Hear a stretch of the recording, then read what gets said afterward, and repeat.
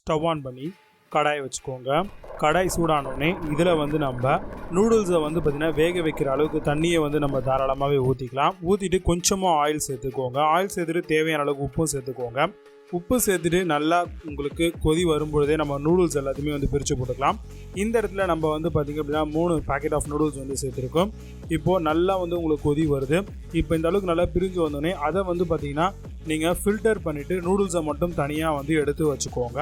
உங்களுக்கு நல்லா வெந்திருக்கும். இப்போ ஸ்டவ் ஆன் பண்ணி வச்சுக்கோங்க. அதுக்குள்ளேயே வந்து நம்ம ஒரு 200 கிராம் ஆஃப் பன்னீர் வந்து எடுத்துருக்கோம். அதில் வந்து பார்த்திங்கன்னா கெபாப் சிக்கன் மசாலாவும் சில்லி பவுடரும் கொஞ்சமாக சால்ட்டும் வந்து சேர்த்துருக்கோங்க. சேர்த்து நல்லா வந்து இந்த மாதிரி வந்து தண்ணி ஊற்றாமல் லைட்டாக வந்து அப்படியே கலரி விட்டுருங்க. இந்த மாதிரி கலரி விட்டதுக்கப்புறம் திரும்பவும் உங்களுக்கு கடாய் வந்து பார்த்திங்கன்னா நல்லா கொதிச்சு வந்திருக்கும்.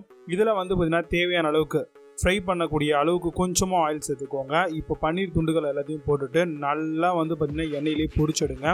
நல்லா வந்து பார்த்திங்கன்னா உங்களுக்கு ப்ரௌனிஷ் கலரில் வந்து உங்களுக்கு ஃப்ரை ஆகும். ஸோ அப்படி ஃப்ரை ஆகும்போது உங்களுக்கு ரொம்பவே கிறிஸ்பியாகும். நம்ம நூடுல்ஸ் வச்சு சாப்பிடும்போது டேஸ்டியாகவும் இருக்கும். இப்போ நல்லா இந்த மாதிரி ப்ரௌன் ஆனது கிறிஸ்பி ஆனதுக்கப்புறம் அதை பிளேட்டுக்கு மாற்றி எடுத்துக்கோங்க.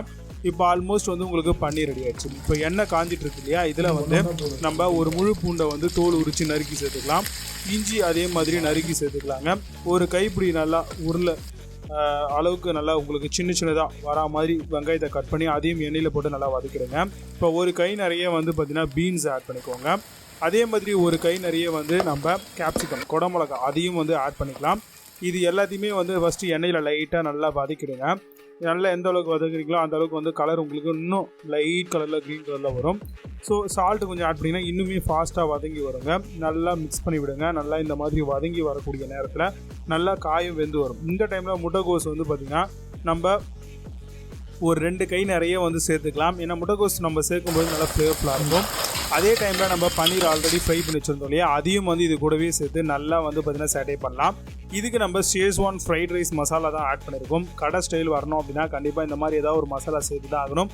இல்லை நீங்கள் மசாலாலாம் சேர்க்க வேண்டாம் அப்படின்னா நீங்கள் பெப்பர் இது மாதிரியான விஷயங்களை போட்டால் போதும்.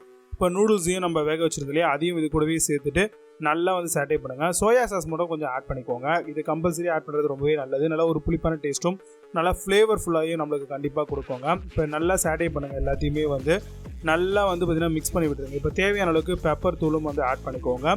ஆட் பண்ணிவிட்டு நல்லா வந்து பார்த்திங்கன்னா இந்த மாதிரி வந்து ஃப்ரை பண்ணி விடுங்க. இப்போ நூடுல்ஸ் வந்து பார்த்திங்கன்னா உங்களுக்கு ரொம்பவே நல்லா ஃப்ரை ஆகி வரும். இப்போ வந்து பார்த்திங்கன்னா கடாய் வந்து ஹை ஃப்ளேமில் வச்சு நல்லா கிளறி விட்டுட்டு ஸ்டவ் ஆஃப் பண்ணிவிடுங்க. இப்போ பிளேட்டில் சர்வ் பண்ணுங்கள். சூப்பரான ஃப்ரைடு பன்னீர் நூடுல்ஸ் வந்து அருமையாக ரெடியாக இருக்குது. கண்டிப்பாக நீங்கள் ட்ரை பண்ணுங்கள். குழந்தைங்க பெரியவங்க எல்லாருமே விரும்பி சாப்பிடக்கூடிய ஒரு சூப்பரான நூடுல்ஸ் கடை ஸ்டைலில் ட்ரை பண்ணி பாருங்கள் மறக்காமல்.